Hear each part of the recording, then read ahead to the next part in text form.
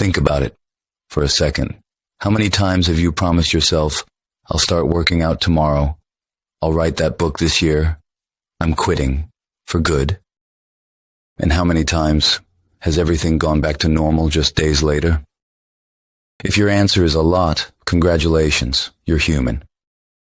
But this doesn't mean your willpower is weak. Science shows your brain is actually working against you.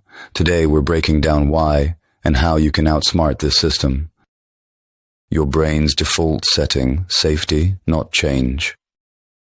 Your brain evolved over millions of years and with one job: keep you alive, growth, happiness, achieving your dreams. None of that is its top priority. Stability is. This is called homeostasis, your body and brain's drive to maintain a familiar, safe state, a new goal, a new habit. To your brain, that's unknown territory.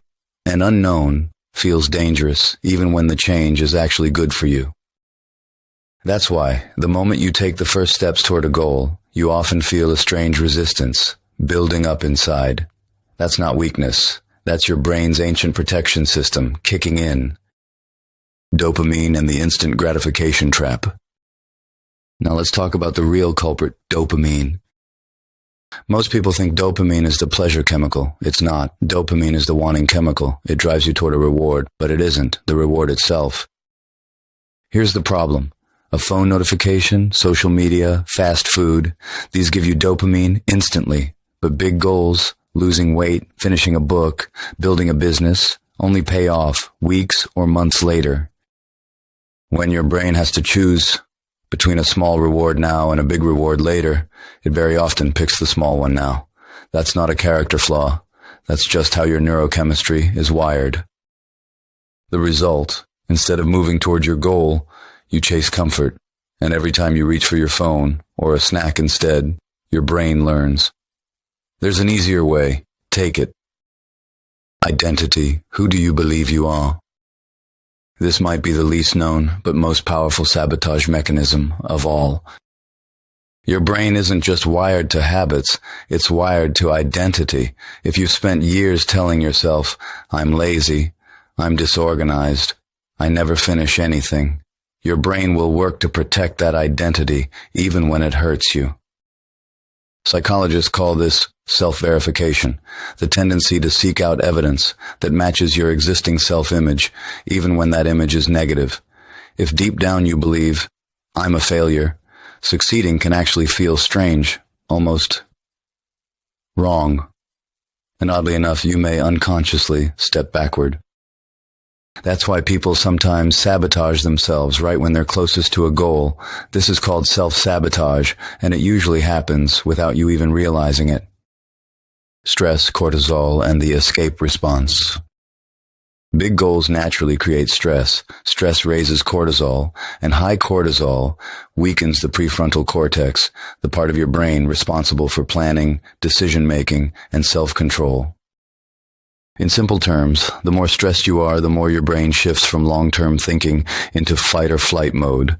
And in that mode, it's not complex goal-driven behavior that wins. It's fast, easy comfort.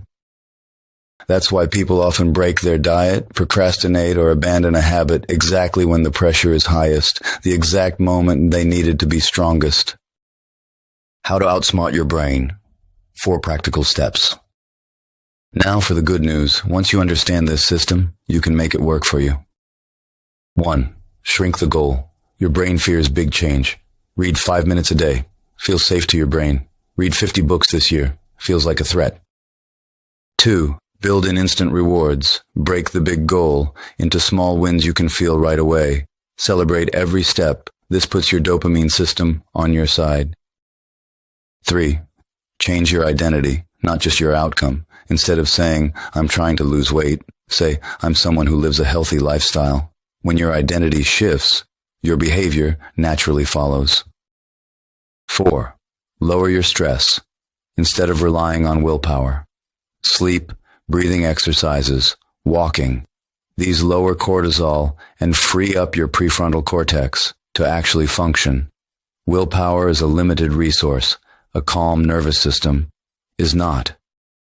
So, the next time you abandon a goal, Remember, it's not because you're weak-willed. It's the result of millions of years of evolution, your dopamine system, your identity programming, and your stress response all working together.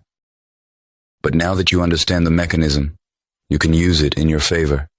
Take small steps, shift your identity, and be kind to yourself. If this video helped you, don't forget to like it. And next time, we're diving into attachment theory, why you keep attracting the same type of partner. Subscribe so you don't miss it.